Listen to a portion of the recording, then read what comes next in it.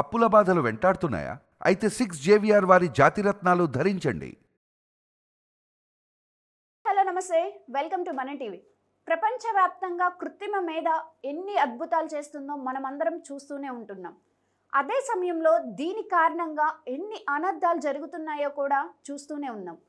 అయితే తాజాగా దీనికి సంబంధించిన ఓ ఘటన కర్ణాటకలో చోటు చేసుకుంది.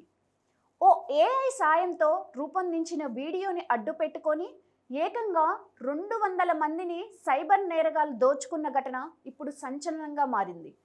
కర్ణాటక సైబర్ క్రైమ్ పోలీసులు తెలిపిన వివరాల ప్రకారం కర్ణాటకలోని పలు నగరాల్లో కొన్ని నెలలుగా అమెరికా అధ్యక్షుడు డొనాల్డ్ ట్రంప్పై రూపొందించిన ఓ ఏఐ వీడియోని అడ్డుపెట్టుకొని సైబర్ నేరగాలు 100 మందిని ముంచేసినట్లుగా తెలిపారు.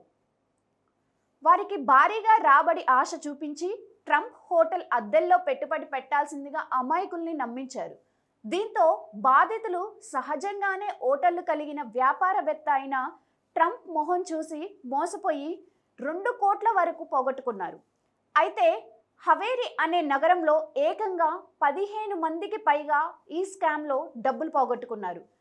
ఈ స్కామ్పై cyber crime, economics and narcotics పోలీసులు బాధితులు ఫిర్యాదు ఆధారంగా కేసు నమోదు చేసి దర్యాప్తు చేపడుతున్నారు.